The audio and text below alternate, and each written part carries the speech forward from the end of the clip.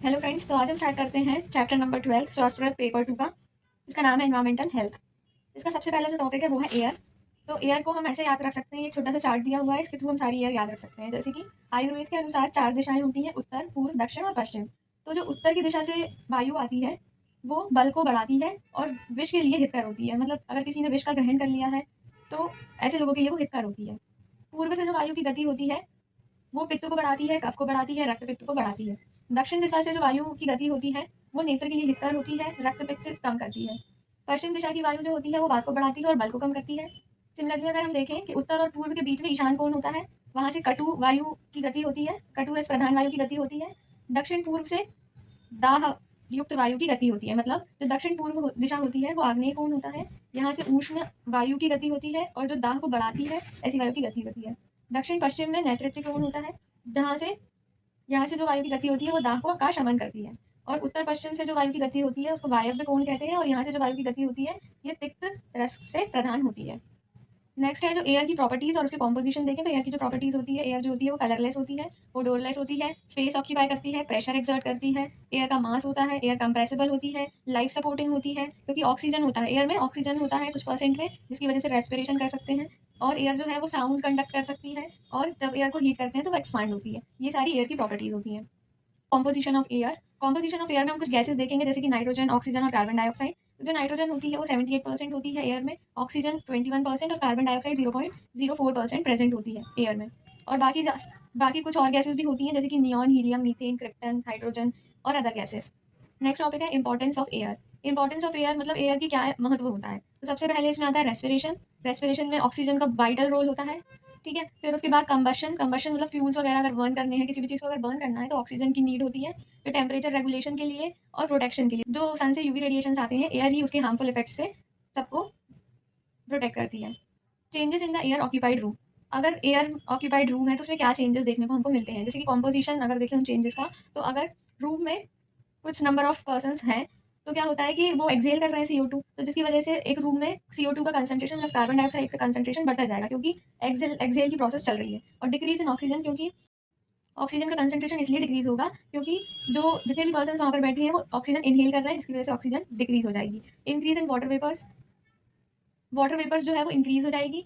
Respiration release water vapours, rising humidity, मतलब respiration की वजह से क्या होता है कि ह्यूमिडिटी राइज होती है क्योंकि वाटर वेपर्स रिलीज होते हैं बॉडी में से। इंट्रोडक्शन ऑफ पॉल्यूटेंट्स, पॉल्यूटेंट्स का भी इंट्रोडक्शन हो सकता है। अगर कोई स्मोकिंग कर रहा है तो एयर पॉल्यूट हो जाएगी, कुकिंग कर रहे हैं ओके तो उससे भी एयर पॉल्यूशन हो जाएगा। तो ये जो है कि अगर कुछ पर्सन्स ने एक रूम ऑक्यूपाई कर लिया है तो उनकी वजह से उस रूम की एयर के कंपोजिशन में क्या चेंजेस आएंगे ये हमने पढ़ लिया। फिर उसके बाद फिजिकल चेंजेस जो होते हैं वो दो होते हैं, टेम्परेचर राइज हो जाएगा और एयर फ्लो पैटर्न्स। जैसे कि अगर एयर का फिजिकल चेंजेस देखते हैं तो क्या होता है कि बॉडी हीट की वजह से या कोई कुकिंग कर रहा है या कोई इलेक्ट्रॉनिक डिवाइस अगर यूज़ किया जा रहा है तो उसकी वजह से एयर का टेम्परेचर चेंज हो जाएगा और एयर वार्म हो जाएगी। एयर फ्लो पैटर्न, अगर कोई वेंटिलेशन लगा हुआ है तो उसकी वजह से नॉर्मल जो एयर फ्लो है वो चेंज हो जाएगा। क्वालिटी डिटोरिएशन, एक्यूमुलेशन ऑफ ओडोर्स, मतलब जो नॉर्मली जो एयर जो होती है वो ओडोरलेस होती है, लेकिन अगर कोई ह्यूमन एक्टिविटी की वजह से एयर के ओडोर में चेंजेस आ जाते हैं।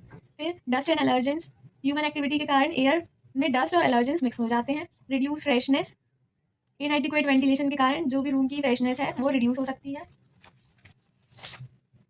नेक्स्ट है हेल्थ इंप्लीकेशन, अगर ऑक्सीजन का लेवल रिड्यूस हो जाएगा तो हेडेक और फैटीग हो जाता है। हाइयर कार्बन डाइऑक्साइड लेवल, अगर कार्बन डाइऑक्साइड का लेवल हाई हो जाता है तो डॉर्सीनेस आ जाती है, मतलब चक्कर आने लगते हैं। इंक्रीज ह्यूमिडिटी, ह्यूमिडिटी के इंक्रीज होने से प्रमोट मोल्ड ग्रोथ, मतलब फंगल डेवलपमेंट ज़्यादा होता है, ह्यूमिडिटी बढ़ जाती है अगर तो। और dust mist can trigger allergies, और डस्ट मिस्ट के कारण एलर्जी भी कॉज हो सकती है। फिर मिटिगेशन मेजर्स, मिटिगेशन मेजर में आते हैं वेंटिलेशन, एयर प्यूरिफायर्स और रेगुलर क्लीनिंग। अगर एयर जो है वो पॉल्यूट हो गई है तो हमें कौन से कंट्रोल मेजर्स यूज़ करने चाहिए जिसकी वजह से एयर जो है वो वापस से प्यूरीफाई हो जाए। तो उसके लिए वेंटिलेशन का यूज़ करना चाहिए, विंडोज, एग्जॉस्ट फैन, ये सारी चीज़ें। फिर एयर प्यूरीफायर्स का यूज़ करना चाहिए जिसकी वजह से एयर का प्यूरिफिकेशन हो जाए। और regular cleaning, dust regular cleaning मतलब रेगुलरली डस्ट को क्लीन अप करना चाहिए। ह्यूमिडिटी कंट्रोल, यूज dehumidifier और air conditioner to keep humidity level in check. Humidifiers लगाने चाहिए और कंडीशनर्स लगाने चाहिए जिसकी वजह से जो ह्यूमिडिटी का लेवल है वो नॉर्मल रहे। कंफर्ट जोन, कंफर्ट जोन एक ऐसा इन्वायरमेंट होता है जहाँ पर कोई भी पर्सन कंफर्टेबल फील करता है। तो थर्मल कंफर्टेबल का मतलब होता है कि टेम्परेचर, उस जगह की ह्यूमिडिटी, एयर मूवमेंट, ये सारी चीज़ें नॉर्मल होनी चाहिए, तो वो जगह थर्मल कंफर्टेबल कहलाती है। फिर इसमें की कॉम्पोनेंट्स होते हैं, इसके कुछ की कॉम्पोनेंट्स होते हैं कंफर्ट जोन के, जैसे कि थर्मल कंफर्ट, इसमें आता है air temperature, humidity, radiant temperature, air movement. फिर साइकोलॉजिकल कंफर्ट में आता है emotional satisfaction, Emotional satisfaction with environmental condition which can be affected by lightning, noise and personal preferences. Emotional satisfaction होना चाहिए उस जगह पर, मतलब फिजियोलॉजिकल का मतलब होता है कि इमोशनली सेटिस्फाइड होना चाहिए, एनवायरमेंटल कंडीशंस वहाँ की नॉर्मल होनी चाहिए, लाइटनिंग, नॉइस, पर्सनल प्रेफरेंस, ये सारी चीज़ें भी नॉर्मल होनी चाहिए। Health and hygiene condition that prevent discomfort caused by excessive dryness, dampness and air pollutants. मतलब वहाँ की जो एयर की कंडीशन होनी चाहिए वो पॉल्यूटेंट नहीं होनी चाहिए, वहाँ पर एयर पॉल्यूटेंट्स एयर में मिक्स नहीं होने चाहिए। इंडाइसिस ऑफ कंफर्ट जोन, सबसे पहला होता है टेम्परेचर इंडाइसिस। तो ड्राई बल्ब टेम्परेचर, इसमें क्या करते हैं कि एक्चुअल एयर के टेम्परेचर को मेजर करते हैं with the help of thermometer. Wet bulb temperature में क्या करते हैं, ह्यूमिडिटी इफेक्ट्स को मेजर करते हैं। ओके, फिर नेक्स्ट होता है मीन रेडिएंट टेम्परेचर, जिसको हम एमआरटी भी कहते हैं। इसमें average temperature of the surrounding surface को मेजर करते हैं। फिर ह्यूमिडिटी इंडाइसिस में रिलेटिव ह्यूमिडिटी आती है, जिसे हम आरएच कहते हैं। तो कंफर्ट जोन की जो रिलेटिव ह्यूमिडिटी होती है वो 30 to 60% होनी चाहिए। कंबाइंड इंडाइसिस क्या होती है, heat index, wind chill index, effective temperature, predicted mean vote. फिर एयर फ्लो देखते हैं, जेंटल एयर मूवमेंट होना चाहिए। ओके, नेक्स्ट होता है स्टैंडर्ड कंफर्ट जोन। मतलब ये जो होता है ये सीजन के हिसाब से दिया हुआ है। जैसे कि विंटर में कंफर्ट जोन जो होता है, विंटर का जो कंफर्ट जोन होता है वो टेम्परेचर के हिसाब से 20 to 24 डिग्री सेल्सियस होना चाहिए और रिलेटिव ह्यूमिडिटी इसकी 30 to 60% होनी चाहिए। और कंफर्ट जोन इन समर क्या होता है कि टेम्परेचर 23 से 26 डिग्री सेल्सियस कंफर्टेबल टेम्परेचर होता है समर का, और रिलेटिव ह्यूमिडिटी 30 to 60% होती है। Factor influencing the comfort zone, ऐसे फैक्टर्स जो कंफर्ट जोन को इन्फ्लुएंस करते हैं, मतलब बढ़ावा देते हैं, वो होते हैं पर्सनल फैक्टर्स, जैसे कि क्लोथिंग इंसुलेशन, क्लोथिंग करके हम अपना टेम्परेचर अडॉप्ट कर सकते हैं, नॉर्मल टेम्परेचर कर सकते हैं। एज, जेंडर और हेल्थ, ये सारी चीज़ें भी मैटर करती हैं। फिर एनवायरमेंटल फैक्टर्स में आता है एयर की वेलोसिटी कैसी है, इससे भी टेम्परेचर मेंटेनेंस होता है। लाइट एंड साउंड लेवल्स कैसे हैं, तो उसकी वजह से कंफर्ट जोन रहती है कि अगर एक्स्ट्रा लाइट तो नहीं है या एक्स्ट्रा नॉइस तो नहीं हो रहा है, नहीं तो उनकी वजह से अगर एक्स्ट्रा है अगर, तो कंफर्ट जोन खराब होती है ना किसी भी इंसान की, तो ऐसा चलता है। फिर उसके बाद air pollution causes prevention and control. Air pollution refers to presence of harmful substances in the air. अगर एयर में हार्मफुल सब्सटेंस की प्रेजेंस होती है तो उसे हम एयर पॉल्यूशन कहते हैं। In the air at level detrimental to human health, animal and plants. और ये जो हार्मफुल सब्सटेंसेज होते हैं इनकी वजह से ह्यूमन हेल्थ, एनिमल्स और प्लांट्स पर भी असर पड़ता है और एनवायरमेंट पर भी असर पड़ता है। These substances includes gas, particulates and biological molecules. तो ये जो सब्सटेंसेज होते हैं वो गैसियस हो सकते हैं, पार्टिकुलेट्स हो सकते हैं और बायोलॉजिकल मॉलिक्यूल्स हो सकते हैं। यही सारी चीज़ें जो होती हैं वो एयर को पॉल्यूट करती हैं। Causes of air pollution, air pollution is caused by natural and human made sources.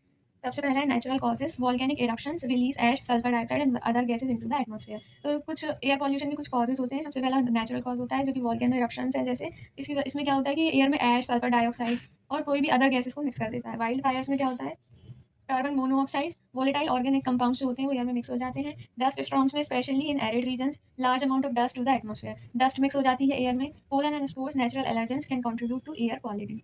अगर कोई एलर्जेंस है, नेचुरल एलर्जेंस, पोलन ग्रेन्स वगैरह मिक्स हो जाते हैं एयर में तो उसकी वजह से भी एयर पॉल्यूट हो जाती है। फिर होती है एंथेरोपोजेनिक, जिसमें कि आता है ह्यूमन मेड कॉजेज। इसमें सबसे पहला होता है industrial emissions, factories release pollutants, factories में से पॉल्यूटेंट्स रिलीज होते हैं जैसे कि sulphur dioxide, nitrogen oxide and particulate matter. फिर व्हीकुलर एमिशंस होते हैं, इसमें आता है motor vehicle emit carbon monoxide, hydrocarbons, NO2 and fine particles. तो व्हीकल्स क्या करते हैं, वो कार्बन मोनोऑक्साइड रिलीज करते हैं, हाइड्रोकार्बन्स रिलीज करते हैं, NO2 रिलीज करते हैं और फाइन पार्टिकल्स रिलीज करते हैं, जिसकी वजह से एयर का पॉल्यूशन हो जाता है। बर्निंग फॉसिल फ्यूल्स में air, coal, oil and gas combustion releases CO2, SO2 and other pollutants.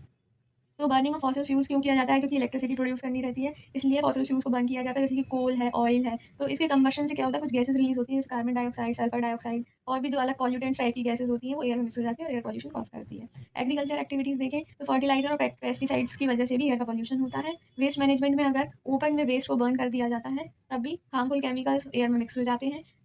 Construction activities में क्या होता है कि कंस्ट्रक्शन करते टाइम जो फाइन्यूट डस्ट पार्टिकल्स निकलते हैं वो एयर में मिक्स हो जाते हैं, जिसकी वजह से एयर पॉल्यूशन होता है। Prevention and control of air pollution, सबसे पहले हम आयुर्वेद के अनुसार देखेंगे कि एयर पॉल्यूशन को कैसे कंट्रोल किया जाता है। तो दूषित वायु का शोधन कैसे करते हैं, सबसे पहला होता है धूपन शांति कर्म में। तो इसमें गुगुल, अगरू, बचा, कोरस, सशर्प आदि द्रव्यों का धूपन किया जाता है, इससे वायु शुद्ध हो जाती है। रक्षा कर्म में हम देखें कुष्ठ और सशर्प लेते हैं, ये दोनों हम याद रख सकते हैं इजीली, और इसका धूपन करते हैं, जिसकी वजह से रक्षा कर्म मतलब जो वायु है वो शुद्ध हो जाती है। गृह रोग के लिए हम कुष्ठ, घृत, सशर्प और नींबू पत्र ले सकते हैं। तो इनके जो द्रव्य हम ऐसे याद रख सकते हैं कि फर्स्ट में हम गुगुल और अगरू याद रख सकते हैं शांति कर्म के लिए, और सशर्प जो है वो तीनों में कॉमन है। सशर्प धूपन शांति कर्म में भी आता है, रक्षा कर्म में भी आता है और गृह रोग में भी आता है। और नींबू पत्र जो है वो गृह रोग में इसलिए आता है क्योंकि जो भी पैथोजेंस होते हैं वो नीम के पत्र जो होते हैं उनके धुएं से जल्दी से पैथोजेन जो है वो मर जाते हैं, इसलिए नीम के पत्रों का धूपन किया जाता है। फिर prevention and control of air pollution in modern era, modern era में प्रिवेंशन और कंट्रोल कैसे करते हैं एयर पॉल्यूशन का। सबसे पहले स्विच टू रिन्यूएबल एनर्जी, जो फॉसिल फ्यूल को बर्न करके एनर्जी प्रोडक्शन की जा रही है, जैसे कि इलेक्ट्रिसिटी प्रोड्यूस की करते हैं, फॉसिल फ्यूल्स को बर्न करके इलेक्ट्रिसिटी का प्रोडक्शन करते हैं, उसको छोड़कर अगर हम सोलर, विंड और हाइड्रो पावर प्लांट्स के थ्रू इलेक्ट्रिसिटी प्रोड्यूस करेंगे तो वो एयर पॉल्यूशन फ्री रहेगी। फिर अडॉप्ट क्लीनर ट्रांसपोर्टेशन, अगर हम पब्लिक ट्रांसपोर्टेशन, इलेक्ट्रिक व्हीकल्स और कारपूलिंग मेथड यूज़ करने लगे या साइकिलिंग करने लगे तो उस वजह उससे भी एयर पॉल्यूशन कम हो जाएगा। फिर एफॉरेस्टेशन, अगर ग्रीनरी बढ़ा दें, मतलब more and more tree grow किया जाए तो जो ट्रीज़ होते हैं वो कार्बन डाइऑक्साइड को एब्जॉर्ब करते हैं और ऑक्सीजन को रिलीज़ करते हैं। तो एफॉरेस्टेशन से भी एयर पॉल्यूशन कम होता है। Regulate industrial emissions, use cleaner production, air technologies, enforce emission standards. अगर हम इंडस्ट्रीज़ में से जो भी पॉल्यूटेंट्स जो स्मोक निकलता है उसको बंद करवाने तो उससे भी एयर पॉल्यूशन कंट्रोल हो जाएगा। कंट्रोल मेजर्स देखिए, पॉल्यूशन कंट्रोल डिवाइसेस यूज़ कर सकते हैं, व्हीकल एमिशन स्टैंडर्ड्स कर सकते हैं, urban planning, create green belts and control urban sprawl, ban open burning, waste management, reduce indoor air pollution. Third है technological innovations, air purifiers, monitoring systems, alternate fuels, public awareness and policies, awareness campaigns, educate citizens about the impact of pollution and way to reduce it.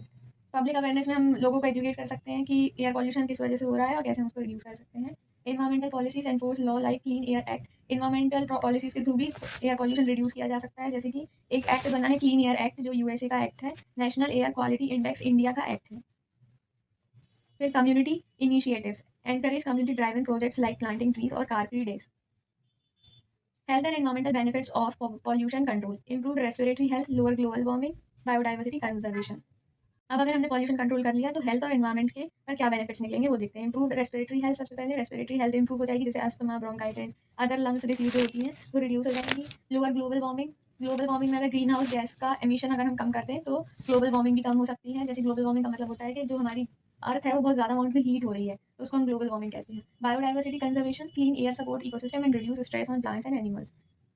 Biodiversity को conserve ऐसे कर सकते हैं कि अगर हमने air pollution रोक दिया तो एयर क्लीन हो जाएगी, जिसकी वजह से जो प्लांट्स और एनिमल्स के ऊपर स्ट्रेस पड़ रहा है पॉल्यूशन के कारण वो भी कम हो जाएगा, तो वो बच जाएंगे। तो उसको हम कहते हैं biodiversity conservation. Effect of global warming with recent updates, temperature extremes, अगर ग्लोबल वार्मिंग की रीसेंट अपडेट्स देखें तो टेम्परेचर एक्सट्रीम मतलब टेम्परेचर दिन ब दिन राइज हो रहा है। 2024 की अगर हम देखें तो 2024 में जो टेम्परेचर था वो पहले के टेम्परेचर से बहुत ज़्यादा बढ़ चुका है। एक्सट्रीम वेदर इवेंट्स, जैसे रिकॉर्ड ब्रेकिंग हीट वेव्स, मतलब रिकॉर्ड ब्रेकिंग हीट वेव्स हो रही हैं आजकल। एक्सट्रीम वेदर इवेंट्स देखें तो रिकॉर्ड ब्रेकिंग हीट वेव्स आजकल चल रही हैं, सीवियर फ्लडिंग चल रहा है और वाइल्ड फायर्स हो रहे हैं, कभी भी कुछ भी होने लगता है ऐसा। फिर उसके बाद ocean and sea level changes, oceans क्या करते हैं कि 90% ऑफ हीट जो है वो ओशियन एब्जॉर्ब कर लेते हैं, लेकिन अब अर्थ पर जो हमारा जो ग्लोब है उसमें हीट बहुत ज़्यादा बढ़ रही है, जिसकी वजह से ओशियंस जो है वो अमाउंट में हीट एब्जॉर्ब कर रहे हैं, जिसकी वजह से जो मैराइन इकोसिस्टम है वो भी इफेक्ट हो रहा है और हरिकेन्स वगैरह आ रहे हैं। फिर नेक्स्ट है क्रायोस्फीयर चेंजेस, जो ग्लेशियर्स हैं वो पिघल रहे हैं जल्दी जल्दी, तो उसकी वजह से क्या हो रहा है कि जो फ्रेश वाटर सप्लाईज है धीरे धीरे करके उसका लेवल भी लो हो जाएगा और जो सी वाटर लेवल है वो राइज हो जाएगा। कैसे